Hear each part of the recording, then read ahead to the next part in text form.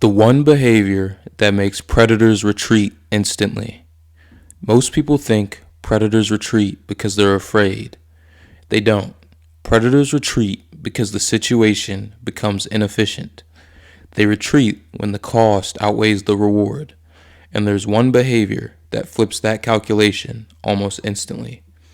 It isn't barking, it isn't size, it isn't aggression.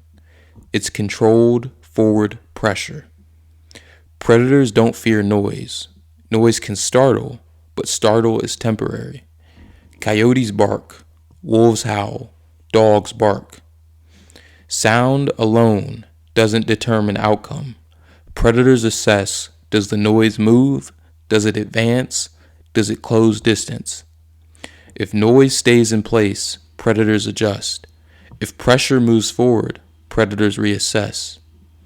Forward pressure changes geometry. Predators operate on angles, distance, escape routes, lines of movement. When prey animals scatter backward, predators gain control. When guardians hold ground and move forward deliberately, predators lose angles. Forward pressure compresses options. Predators dislike compression. Forward pressure doesn't look like charging wildly, and it doesn't look like chasing deep into brush. It is slow advancing, direct eye contact, squared body posture, measured steps, pauses without retreat. It communicates, I'm not moving away. Predators test reaction. If they see retreat, they escalate. If they see stable advance, they reconsider. The moment a predator hesitates, you'll see it. A pause, a weight shift, a side glance. That micro hesitation is calculation. The predator is asking, is this worth it? If the guardian lunges recklessly, that can restart engagement.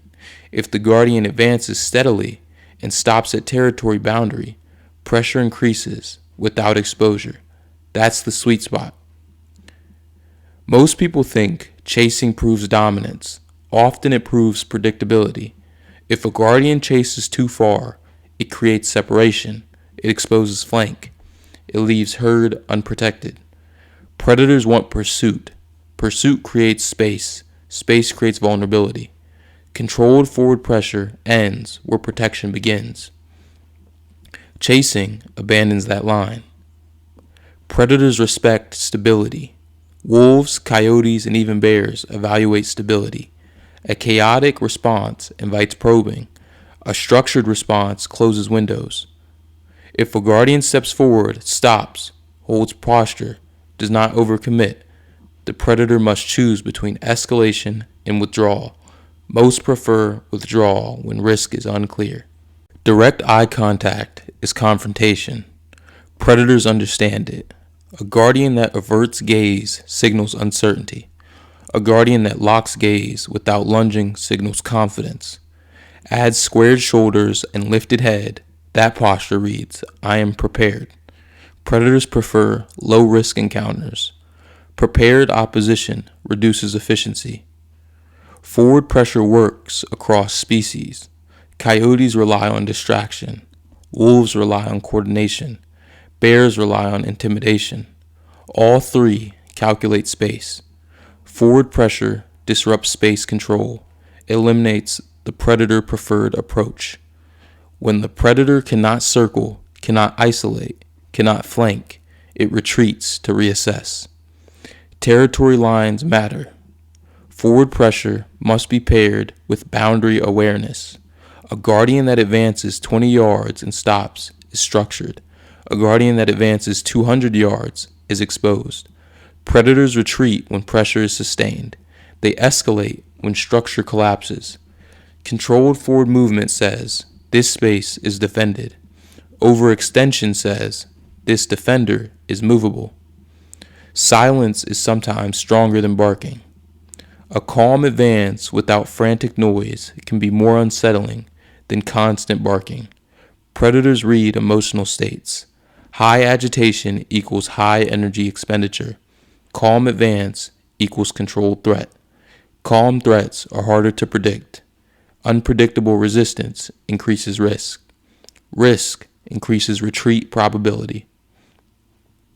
The herd behind the guardian. Forward pressure works best when livestock remains behind the guardian. Scattering animals create chaos. Chaos invites testing. Structured livestock movement reinforces authority. Predators don't just watch the dog, they watch the herd's reaction. If the herd stays grouped, pressure multiplies. The difference between dominance and stability is dominance tries to overpower. Stability removes opportunity.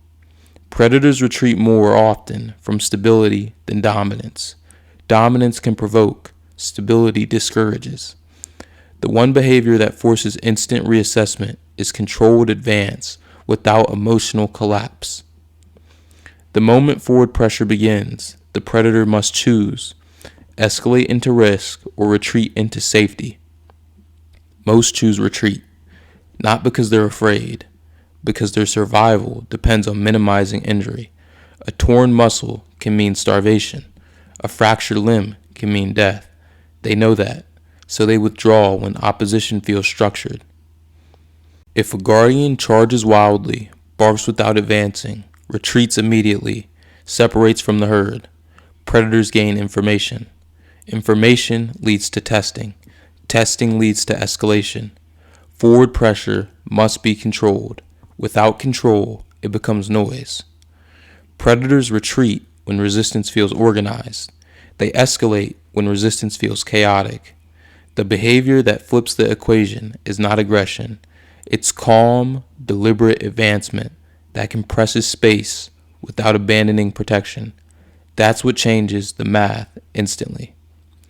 Predators are not fearless. They are efficient. The one behavior that makes them retreat instantly is the behavior that increases risk without offering reward. Controlled forward pressure. Not chasing, not screaming, not panicking. Step forward, hold ground, protect space. That's what predators calculate. And when the numbers stop working in their favor, they leave.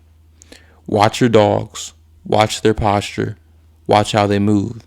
Because the difference between escalation and retreat often comes down to a single step forward, taken at the right time. If you learned something new in this video, or if you just enjoyed the video, make sure to like, comment, and subscribe. Thank you so much for watching.